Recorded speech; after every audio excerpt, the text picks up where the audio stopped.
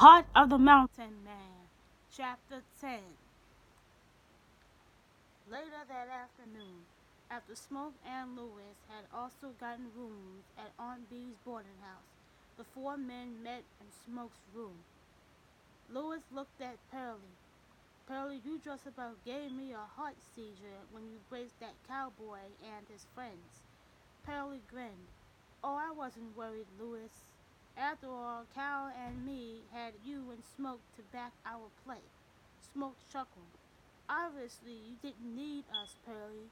You boys handled it just right. By now, everyone in town has heard about your little set to with Baxter. Cal frowned. You don't think they'll be laying for us when we leave, do you, Smoke? Smoke shook his head. I doubt it. Things like that must go on every day here in Jackson Hole. By tomorrow it'll be old news. Lewis grinned. Except I'll wager no one attempts to rush you from your table before you're ready again. Cal, Smoke said. I'd like you and Pearlie to head on over to Shroot's General Store this afternoon and let it be known that you're looking for Muskrat Calhoun.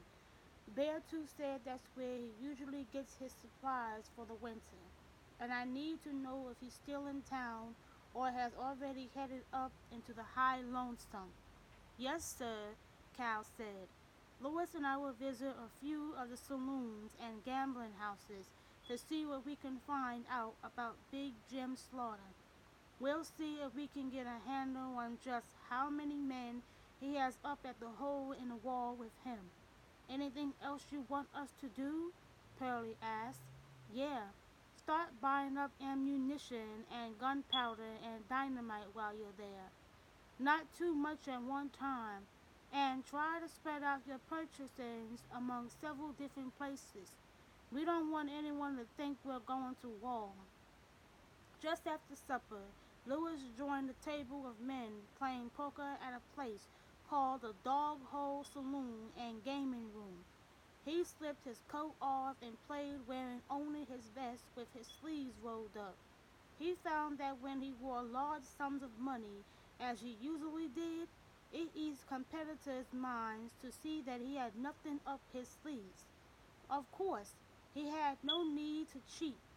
Process of a remarkable memory and intelligence and a deep knowledge of the odds of drawing certain hands he'd rarely lost, especially when playing cowboys who were usually both drunk and stupid.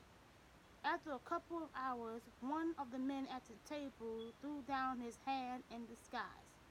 Boys, that about finishes me for the night. I'm busted.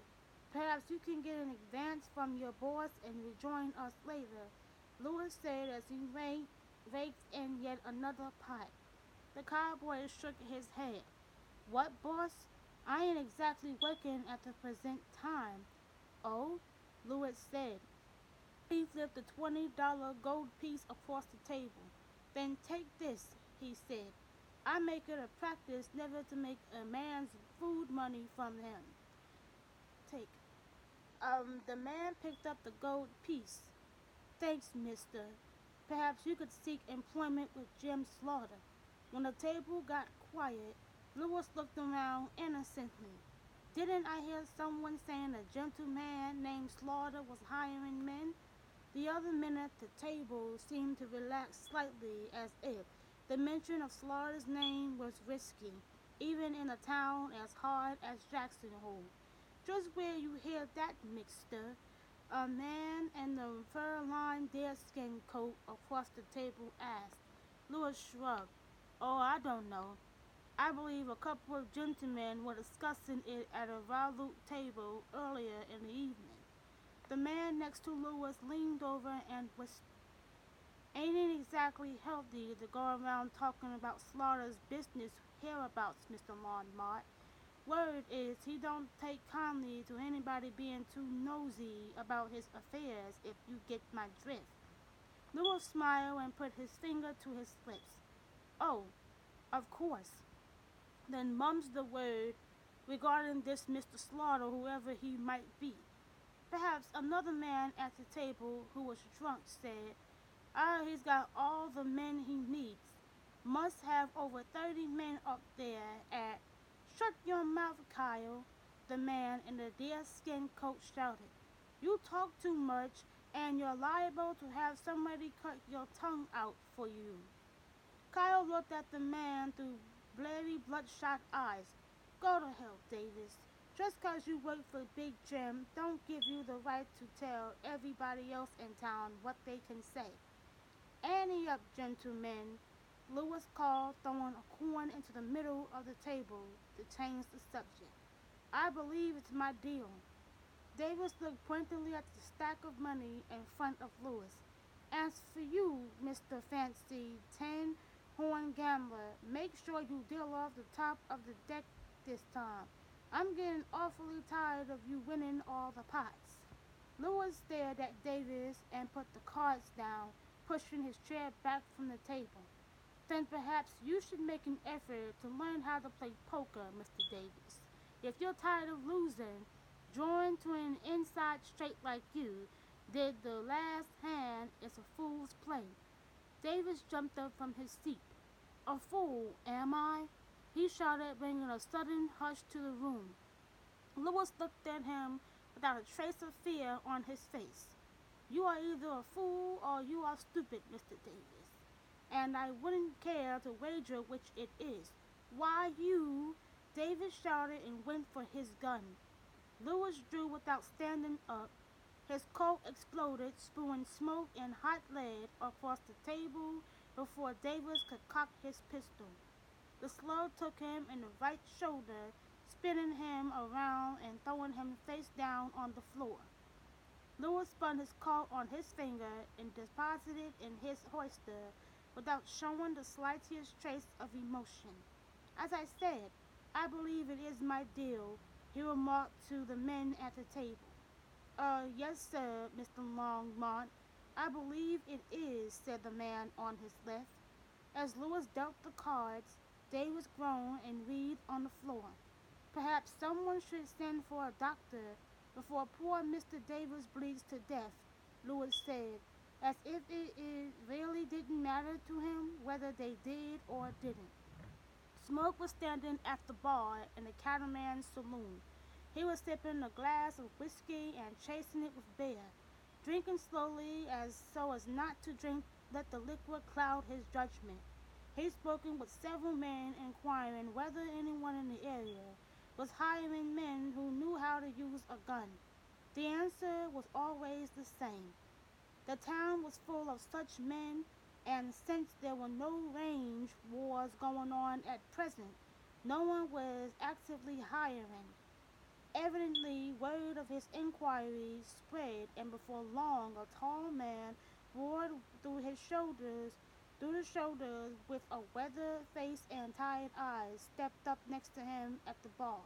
The man wore a coat low on his hip and a tin star on his vest. He ordered a beer, and after the bellman brought it, leaned his elbow on the bar and looked at Smoke. Howdy, stranger. I don't believe I caught your name, he drawled in a nonchalant manner.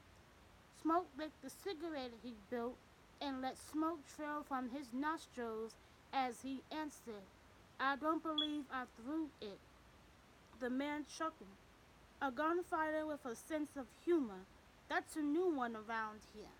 My name's Pike, Walter Pike, but everyone around here just calls me Sheriff, Pike said, raising his eyebrows in silent interrogation of Smoke. Howdy, Sheriff Pike. I'm Johnny West, Smoke said, giving a name he once used while on the run years before. West, huh? Well, Johnny West, I don't recollect any wanted posters on you at my office, but I'll be sure and check again first chance I get. Smoke gave Pike a questioning look. Sheriff, I understand this town was rather open and understanding of men with a reputation. Are you telling me that's not the case? Pike took a deep swig of his beer, sleeving the suds off his mustache with the back of his arm. No, you heard right, Mr. West. I don't ordinarily hassle men about what they did or didn't do before they enter my town. I figure it's live and let live as long as they don't do anything to cause a ruckus here. However, I do like to let newcomers know that if they bust a cap in my town, they're gonna have me to answer to. Smoke turned to look at the sheriff. Are you that good? Pike grinned. Oh, I'll be the first to admit I'm not the fastest gun in town, but I do maintain an edge. He inclined his head at the door to the saloon. Smoke turned and looked.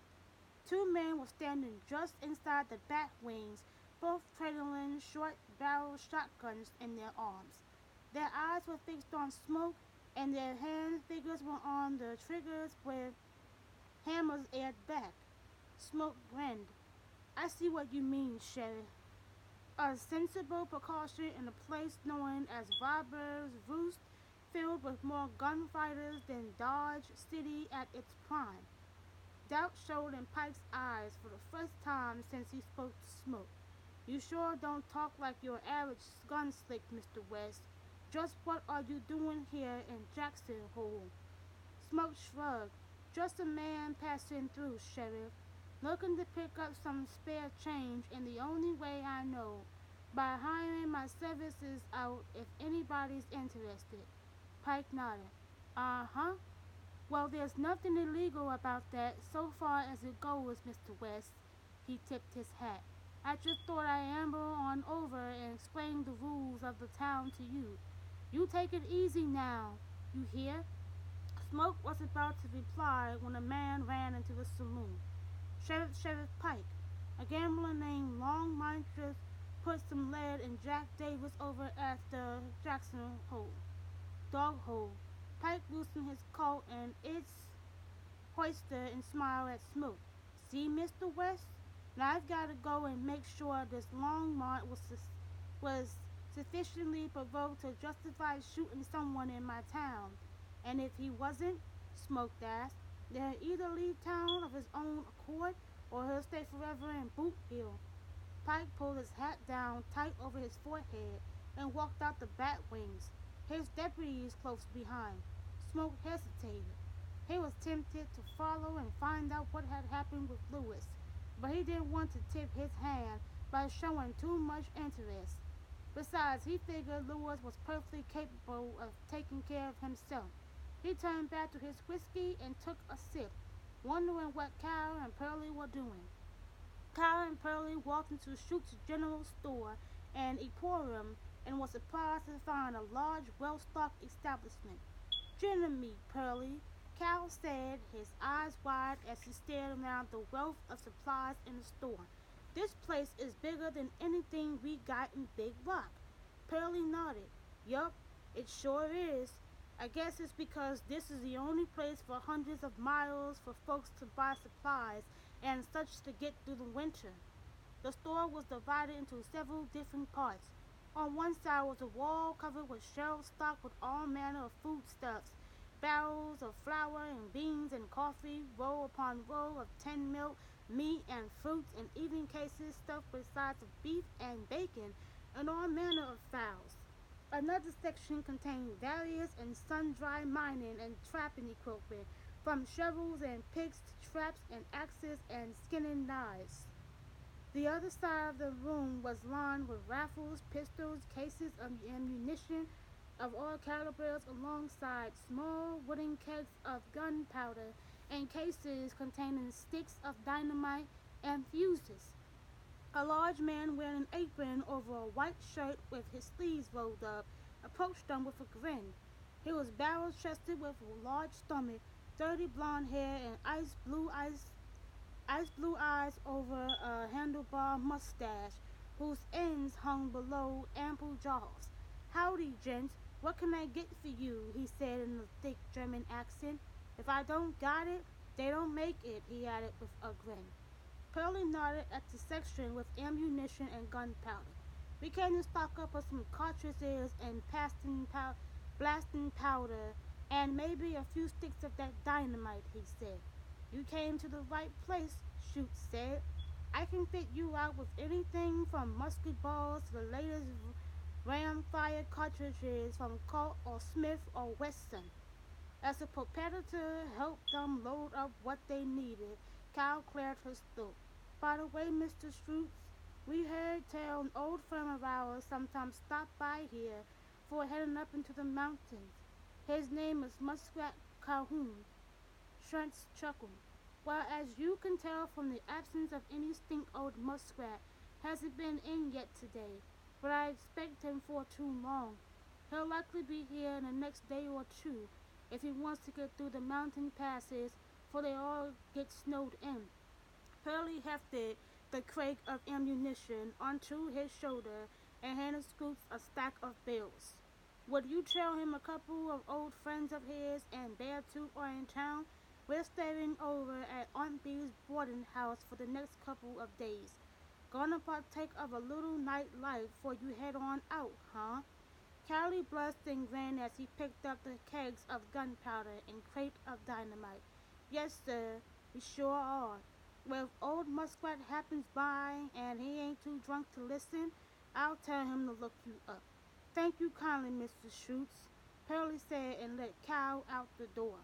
On the way back to the boarding house, Pearlie said, Geez, Cal, I sure hope we find that old mountain man, or we ain't gonna have a prayer of getting to Miss Carson without those bandidos knowing we're coming. Cal nodded. Well, Mr. Schutz said he ain't been by yet, so there's still hope. Pearlie sniffed his nose to the air as they raised his nose to the air as they near Aunt Bee's. Smells like Aunt Bee's cooking fried chicken for dinner. Cal glared at Pearlie. With a nose that good, maybe you can smell out this muskrat fella. Pearlie shook his head. Only works for food, cowboy. Only for food. If it worked for fellas that need a bath, it wouldn't get past you. Like, comment, and subscribe on this video. Bye.